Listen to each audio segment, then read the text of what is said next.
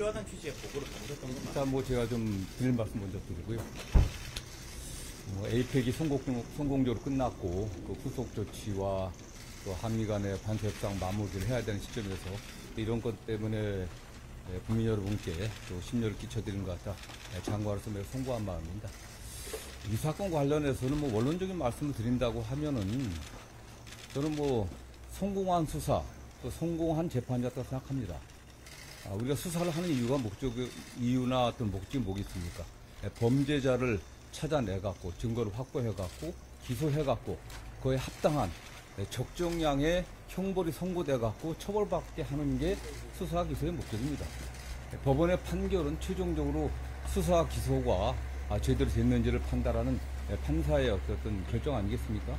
그런 측면에서 이번 대장동 관련 사건은 통상적인 기준에 비춰 봤을 때 검찰이 구형했던 양보다도 더 두 사람은 더 많은 형을 선고받았고 통상적인 검찰의 항소 기준인 그 양형 기준보다도 초과하는 그런 형을 선고받았습니다. 저는 그렇기 때문에 이 사건 관련해갖고 수사한 검사들도 최선을 다해 나름 수사를 했었고 물론 여기에 관련해서는 수사 과정에 여러 가지 문제점이 있었다는 얘기도 좀 많이 나오고 있습니다. 또 공판 검사들도 최선을 다해 공판 유지를 해갖고 공소 유지를 해서 그에 합당한 결과를 냈다고 생각합니다. 특히 가장 핵심적인 유동규에 관련해서는 7년 구형했지만 8년형이 선고됐습니다. 아시는 것처럼 검사가 최종 그 재판에서 구형을 하는 것은 수사검사가 수사를 한 검사가 검찰의 내부 기준에 맞춰갖고 이런 정도면은 최대한을 구형하는 겁니다. 그 구형보다도 판결 선고량이 더 많이 나왔습니다. 물론 법원의 판결 내용에 일부 법리적인 해석의 관점에서 약간의 차이가 있었지만은 전체적으로는 수사 결과에 대해서 법원에서는 제대로 판단했다고 좀 보고 있습니다. 대검찰청으로부터는 항소가 필요하다는 취지의 보고를 받으셨던 건 맞죠? 저는 뭐 맨 처음에 이 사건 결과 법원 선고 나왔을 때 통상적으로 중요 사건 관련해서는 검찰 통해서 법무부에 보고가 옵니다. 보고가 왔고 그렇게 선고가 됐구나. 그런 정도 보고받았고 그다음 항소 여부는 신중하게 알아서 판단해라. 맨 처음에 그렇게 얘기한 것 같습니다.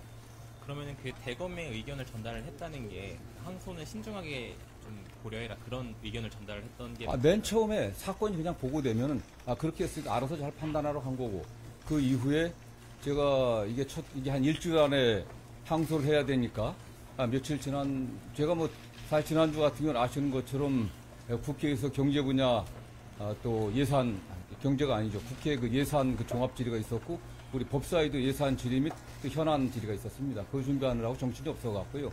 크게 신경은 안 쓰고 있었고 그 다음에 제가 알기로는 대검의 의견이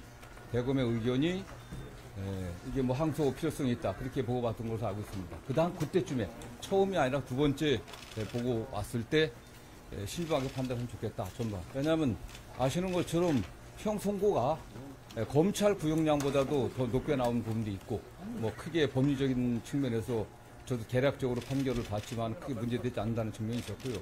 아시는 것처럼 항소할 때는 항소를 그냥 무조건 항소하는 게 아닙니다. 형사소송법의 사실 오인이라든가 법령 위반, 양형 부담이거든요. 저는 크게 사실 판단에 있어서 크게 잘못된 점을 못하고 봤었고 법령 위반의 측면에서도 법례석의 문제고 판례석의 문제이기 때문에 이게 구체적인 법령 위반된 건 아니다.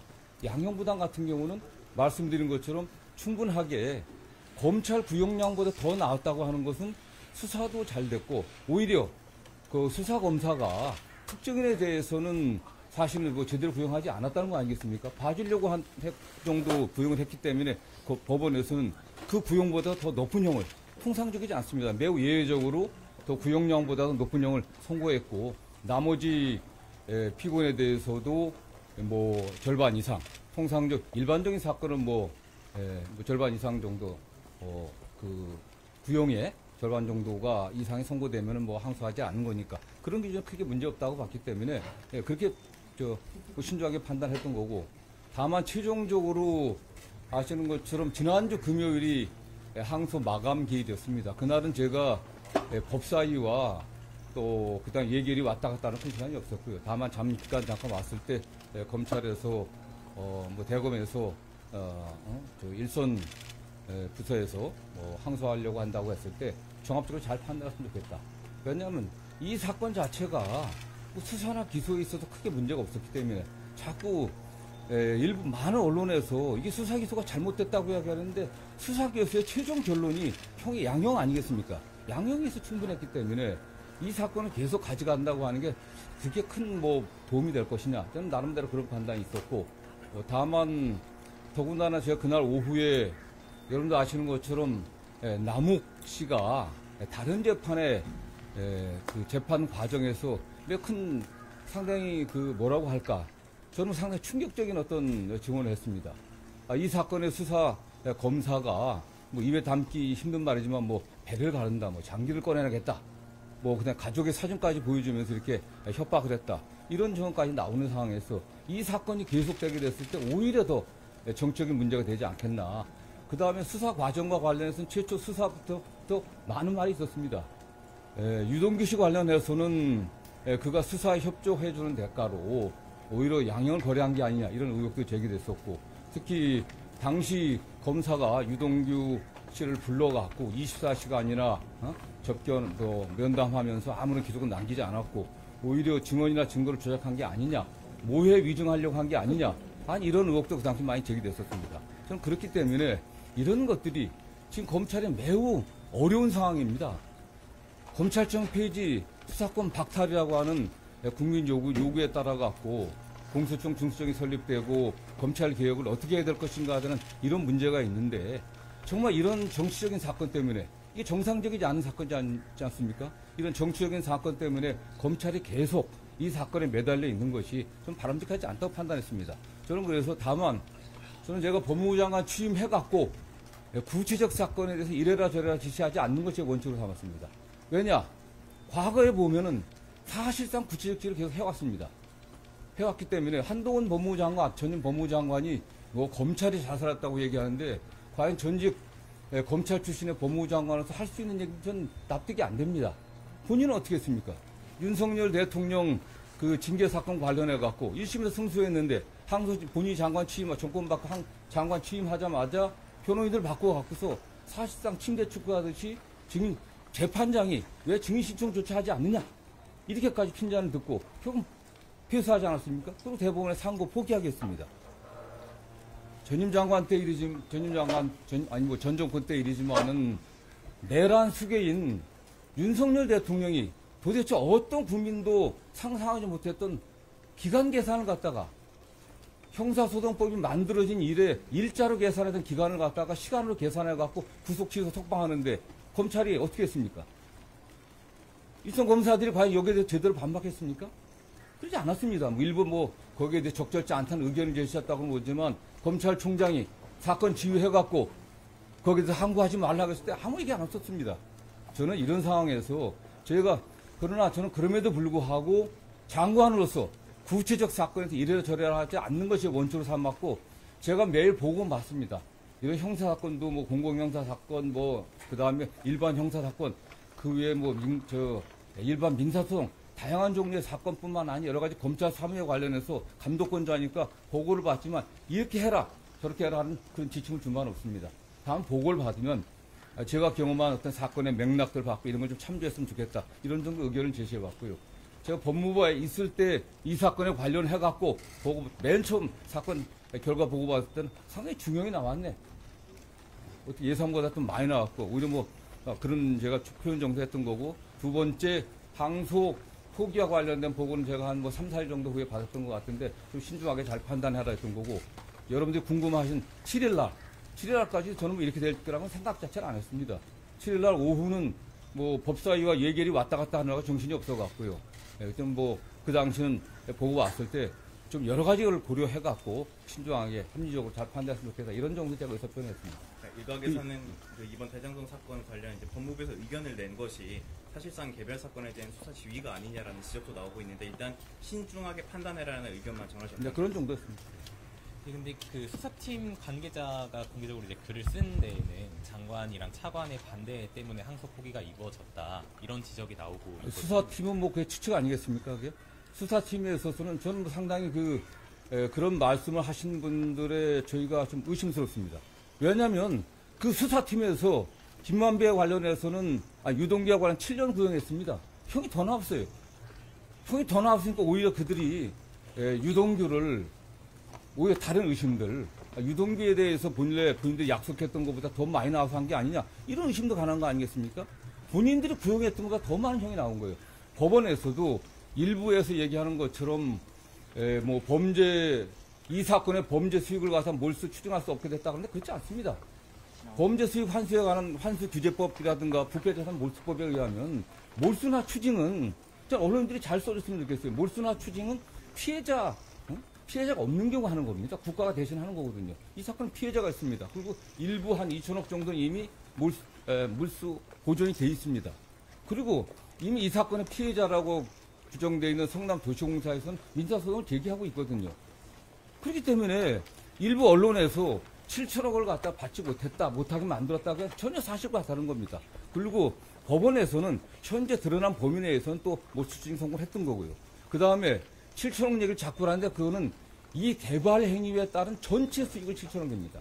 정당한 수익이 어딘지, 정당한 수익을 넘어서 성남도시공사가 제대로 일처리를 하지 못해갖고 거기 일부 관계자들이 거기에 도움을 줘갖고 뇌물을 받고 도움을 줘갖고 더 발생한 그 수익이 어느 정도인지 그 부분이 확정이 안 됐다는 거거든요. 저는 이거에 관련해서는 어차피 가장 중요한 게 뭐 항소 1심보다 더 많은 형을 선고받지 못해서 그런 가능성이 없었다고 하는데 1심보다 더 많은 형이 선고됐기 때문에 항소심에서 양형이 달라질 가능성이 있겠습니까?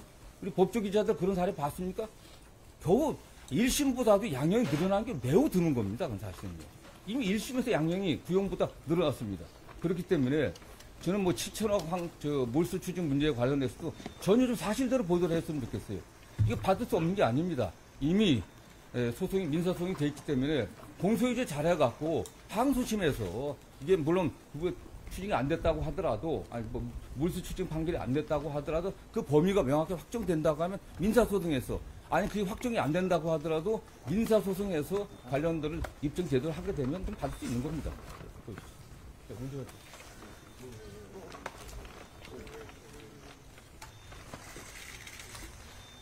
사실 이 대검찰청 예규를 좀 봤을 때 선고 형량과는 무관하게 어떤 뭐 정의라든지 형평을 고려했을 때 타당성이 어느 정도 있다고 보면 항소할 수 있다는 규정. 바로 그렇죠. 이게 정의의 관점이나 형평의 관점이나 수사 과정의 문제점 봤을 때 이 판결이 그게 항소할 사유입니까?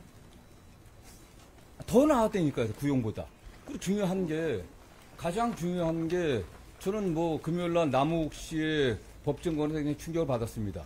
저도 이 사건에 관련해서는 뭐 쭉 처음부터 수사 개시부터 쭉 이렇게 관심 있게 지켜봤고 많은 수사 과정에서의 문제점들, 특히 불법적인 수사라든가 증인의 회유 같은 게 있었다 이런 소리를 많이 들었었는데 결국 당사자 중에 한 사람이 지금 사실은 법원에서 아주 엄청난 폭로를 한 거 아니겠습니까? 그런 정도의 뭐 배를 가르겠다는 정도의 어떤 그런 위협이 있었다고 하면 누가 거기에 대해서 수사 협조하지 않겠습니까? 그렇기 때문에 수사 과정에 있어서 좀 문제점 들여다 봐야 된다고 생각하고 있고요.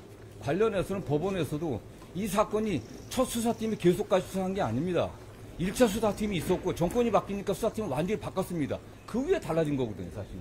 그 위에 달라졌기 때문에 수사팀의 의견이라고 하는 것도 1차 수사팀의 의견과 2차 수사팀의 의견이 좀 다를 거라고 보고 있습니다. 그래서 2차 수사팀에 일부 참여하신 분들이 여러 가지 문제 제기를 하는데 그러나 어떻게 됐든 간에 사실관계에 있어서는 기본적으로 법원에서도 인정을 했고 문제가 있다라는 판단한 거 아니겠습니까? 그래서 중형을 선고했다고 보고 있고요. 예. 말씀하신 대로 이게 정치적으로 좀 얽혀있는 사건이다 보니까는 이번 결정이 이재명 대통령 재판 부담 줄이기 위한 거 아니냐 이런 지적도 있는데. 이 사건과 이재명 대통령과 무슨 관계가 있습니까? 이재명 대통령이 이미 별개로 기소돼서 재판을 진행 중이다가 지금 뭐 중단돼 있고 거기 관계자라고 하는 그 성남시의 공무원들도 재판을 따라받고 있습니다. 저는 그 재판에서 그건 그 재판이고요. 이 재판과 관련해서도 법원에서 분명히 대통령 관련해서 어떠한 그 판결 이유에서도 소시된 바가 없습니다. 오히려 대통령을 제가 고려하고 했다면 또 다른 판단과 다른 의견도 낼 수 있었겠지만은 저는 이건 이 사건에 관련한 저의 의견은 저도 변호사를 오래 한 사람이고 또 법무부 장관으로서 책임감을 갖고 더군다나 지금 검찰이 처한 여러 현실을 고려할 때 이 사건은 우리 검찰이 여기에 매달려 계속 가는 거지.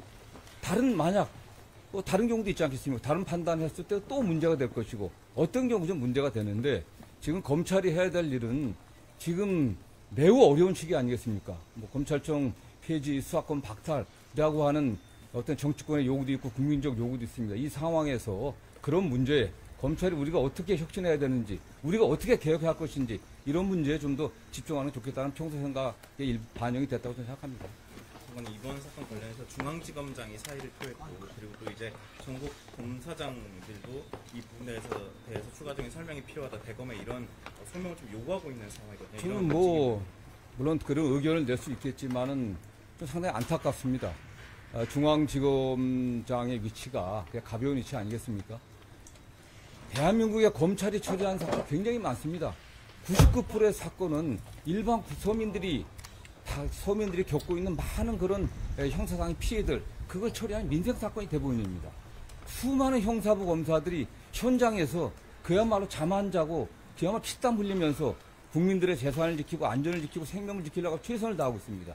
1%도 안 되는 형사사건들, 그야말로 극소수의 정치 검사들이 정치적인 눈치를 보면서 수사를 해왔기 때문에 국민적 불신이 나온 겁니다. 검찰권을 너무 오용하고 남용했기 때문에 검찰 개혁하자고 하는 거 아니겠습니까? 검찰권 오용과 남용의 사례가 뭐가 있겠습니까? 굳이 제가 그 얘기를 하게 한다면은 그것도 제가 뭐 어떤 정치적 입장이라고 했으니까 말씀드리지 않겠습니다. 국민들은 알고 있습니다. 검찰이 수사권과 기소권을 독점하고서 얼마나 많은 권한을 갖다 남용하고 사건을 왜곡해 왔는지 이제는 거기서 벗어나야 됩니다. 저는 이 차제에 중앙지검장의 검사들이 한번 생각을 해보십시오. 가슴에 손을 얹고 우리 검찰이 어떻게 나가야 되는지, 어떻게 해야 국민을 위한 검찰로 거듭날 수 있는지 이런 점들을 고려했으면 좋겠어요. 물론 뭐 내가 책임을 진다 하고 그 자리에서 벗어나면 본인은 편할 겁니다. 그러나 그런 것들이 검찰의 발전을 위해서 국민들이 기대하는 검찰 개혁을 위해서 뭐 좋겠습니까? 저는 보다 좀 책임감 있는 자세를 취했으면 좋겠고요. 관련해갖고 이 문제는 뭐 일선 검사들이 이 사건 하나입니다, 사실. 검찰에서 처리한 수많은 사건들, 민생사건, 시장에서 정말 피땀 흘려 생선 팔아버린 돈들 사기당해갖고 사기당했는데 처리 제대로 안 되고 지연되고 덮어지고 성추행 당했는데 조사 제대로 못하고 저는 제가 장관 취임해갖고 그런 부분에서 검찰이 소홀함이 없게 철저하게 보안 수사하고 공소유지 철저하게 해갖고 진짜 우리 국민들의 마음을 갖다가 그야말로 거기에 칼을 찌르는 그런 범죄자들을 잠 못 들게 하자라는 게 제 법무부 장관으로서 기본 입장이었습니다. 그래서 뭐 이 사건 관련해서 일선에서 좀 아쉬움이 있을지 모르겠지만은 저는 제가 처음에 말씀드린 것처럼 일선 이 사건의 수사검사들, 기소검사들 최선을 다했습니다. 최선을 다한 결과가 그 양형입니다. 법리적인 판단 문제들 좀 다 견해가 다를 수 있습니다. 그러나 이런 거 우리가 집착해갖고 이 사건 하나에 매달려갖고 우리 지금 검찰이 어떤 방향으로 변화가 돼야 되는지 그런 것에 대한 고민과 성찰이 오히려 묻혀지지 않기를 저는 바랍니다. 자, 7일 날에 직접 그 좀 신중하게 접근했으면 좋겠다는 취지의 의견을 노만석 대행한테 직접 전달을 하신 건가요? 저는 뭐 노만석 제가 법무부 장관 취임한 이래 사건과 관련해서 노만석 검찰총장 대행과 통화한 적은 단 한 번도 없습니다.